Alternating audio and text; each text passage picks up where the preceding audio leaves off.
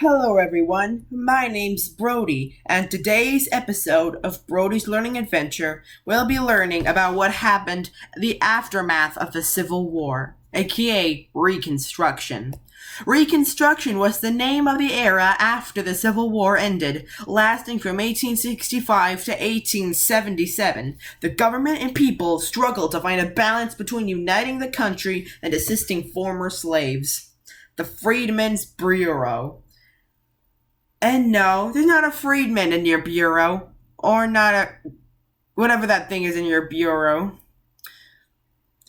Well, just to figure out what that thing in the bureau is, go get the Dr. Seuss book, walk it in my pocket, or download it from the App Store. Lincoln and Congress established the Freedmen's Bureau, an agency whose goal was to help the newly freed men by providing education, food, housing, and medical aid. The Bureau was understaffed and lacked funding, but managed to set up schools and universities for former slaves. The Freedmen's Bureau was under General O. Howard, and Howard University was named in his honor.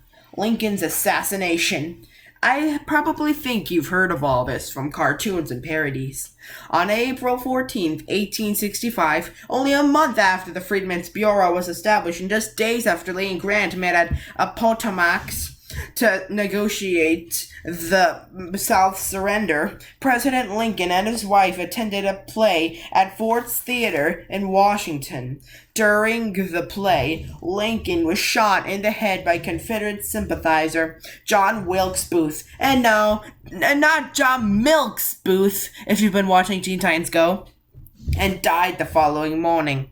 President Lincoln was the first American president to be assassinated. To assassinate means to kill an important person, usually for political reasons.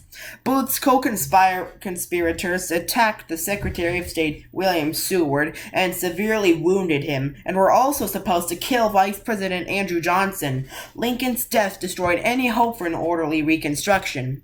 Johnson's Reconstruction and Black Codes. Lincoln's vice president, former Democrat Andrew Johnson, was sworn into office. Although Johnson followed Lincoln's agenda for Reconstruction per his presidential duties, he did not believe in racial equality, and his interpretation of Reconstruction was lenient towards the South. Every southern state except Texas created new governments, and Johnson approved them. Their legislators passed new laws. Many of the laws were black codes. Discriminatory. Discriminatory means treatment against people based on the group or class of which they belong, such as race. Laws that deny the civil rights. Civil rights are rights that protect the ability to participate in activities granted to citizens, home discrimination, personal liberties of blacks in the South, and prevented the Freedmen's Bureau from doing its works. Some members of Congress, the radical means extreme, and no, they weren't skateboarding and doing extreme sports. They didn't have them back then. Decided that the federal government should intervene. Congress gave the Freedmen's Bureau more power and passed the Civil Rights Act of 1866, which confirmed that blacks were citizens and overturned the Dred Scott decision of 1857. The 14th Amendment. The 14th Amendment to the Constitution was passed in June 1868. It ensured that any person, except Native Americans, born or naturalized in the U.S. was a citizen with full rights, such as due process. Due process is the normal way that the law is practiced, the process that is due to each citizen. All of the states had to accept these amendments to re-enter the Union. This led to riots in the South, an influx of black voters, and an unsuccessful attempt by Johnson to oppose it.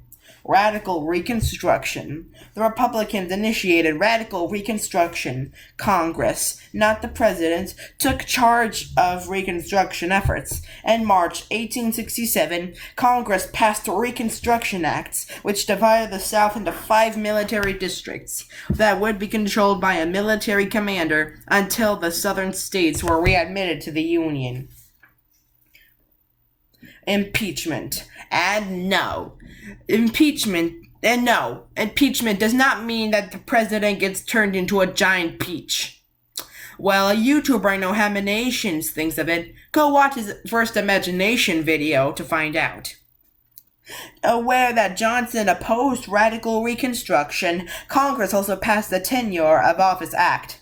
A tenure is a term or period in an office or position which limited executive power by requiring the president to secure congressional approval before he could remove members of his cabinet. During the summer of 1867, when Congress wasn't in session, President Johnson fired his Secretary of War, Edwin Stanton. Congress voted to impeach Johnson for doing it without their approval, and unofficially for disagreeing with Congress. In February 1868, Johnson was tried in the Senate, but was acquitted by just one vote. He didn't run for re-election. The election of 1868. In the presidential election of 1868, the Democratic former governor of New York, Horatio Seymour, ran against Republican war hero Ulysses S. Grant, having garnered the support of Republicans in the North and newly enfranchised African Americans. Enfranchise means to set or endo with a franchise, such as the right to vote. The South. Grant won the election. Virginia, Mississippi, and Texas were not allowed to participate because they weren't fully reconstructed yet. Because African Americans turned out in high numbers to vote in the presidential election, Republicans feared that southern states would try to limit their voting in future elections. In 1869, Congress proposed the 15th Amendment, which made it illegal to deny citizens the right to vote based on race. The 15th Amendment did not make any qualifications regarding gender. That is, women still could not vote. And still, cartoons cannot vote. Life for former slaves. In 1870, Hiram Revels became the first African American in the U.S. Senate representing Mississippi. In 1875, Blank K. Bruce, also from Mississippi, became the second black senator. Most former slaves remained poor. General Sherman had proposed a plan to divide plantations among freedmen, so everyone would literally get 40 acres and a mule. But this was opposed by Congress. Most former slaves resorted to either contract work on plantations or the sharecropping. Sharecropping is a system whereby farmers receive supplies and land in exchange for providing a share of the crop to the landowner. System which often forced them into a lifetime of debate and to landowners. The Ku Klux Klan. I have no idea how to pronounce that. In 1866, a secret organization called the Ku Klux Klan, or the KKK, I bet you've heard of this, the cult from somewhere, was organized in Tennessee with the purpose of violently opposing civil rights. Wearing disguises and hiding their faces, members attacked individuals, lynching many. To lynch means to execute someone, usually by hanging without a trial. Local authorities often turned a blind eye. The Force Acts passed by Congress and signed by Grant allowed the military to enforce the 14th Amendment, which helped destroy the KKK. However, it would be resurrected in the 1920s. Carpetbaggers and scalawags. Northerners who came to work in the South as reformers were known as carpetbaggers, after the luggage made of carpet that they used. Carpetbaggers were accused of trying to make a profit from Reconstruction. Southerners who supported the government were known as scalawags or rascals. They were seen as traitors to the South. The Panic of 1873. In September 1873, a Philadelphia financial firm called J. Cook & Company went bankrupt, setting off the Panic of 1873. A major economic depression followed. Republicans were blamed. The Compromise of 1877. In the election of 1876, the Republican Party ran Rutherford B. Hayes, the moderate governor of Ohio, against Democrat Samuel Tilden, who fought corruption as governor of New York. Although it appeared that Tilden had won, the Republicans disputed electoral votes from the newly reconstructed states. Congress appointed a commission that led to the Compromise of 1877. Hayes would become president, but in return federal troops would leave the South and provide Southerners with aid for public projects. The Compromise of 1877 essentially ended Reconstruction. Southern redemption. Southern Democrats retook control of their state governments. Seen as the restorers of the true South, they became known as redeemers. To redeem is to recover or make amends for. They aimed to decrease taxes, decrease the size of government, and decrease racial equality. Although the 15th Amendment guaranteed citizens the right to vote regardless of race, Southern states instituted poll taxes requiring people to pay money to vote, the literacy tests requiring a certain level of literacy to vote.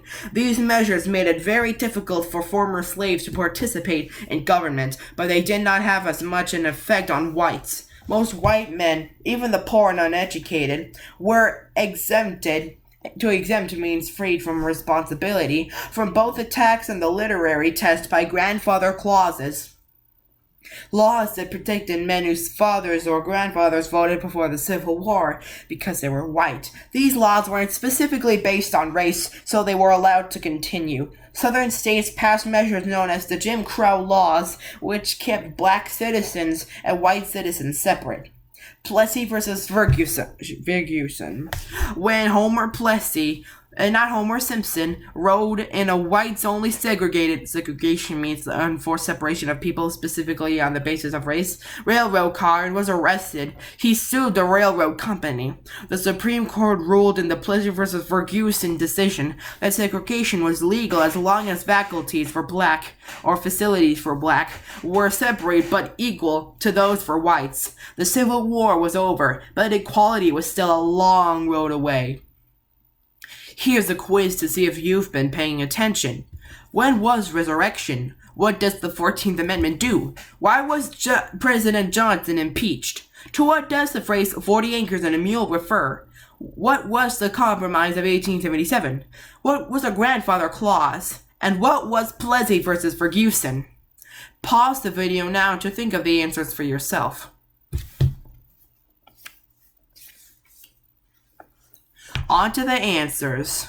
1. 1865 to 1877. 2. It guarantees the right to due process and equal protection under the law. 3. He broke the Tenure of Office Act by firing a cabinet member without Congress's approval. 4. General Sherman proposed giving these things to former slaves. They'd be taken from plantations that would be split up, but Congress didn't agree to it. 5. Hayes would become president, but in return federal troops would leave the South and provide Southerners with aid for public projects. 6. A grandfather clause had exempted those whose grandfathers could vote for other voting criteria, such as literacy tests and paying poll taxes. And 7. The Supreme Court case that ruled that segregation was legal as long as facilities for black were separate but equal for those for whites. Be sure to like, comment, subscribe, and hit the notification bell so that way you won't miss any of my new episodes. This is Brody signing out.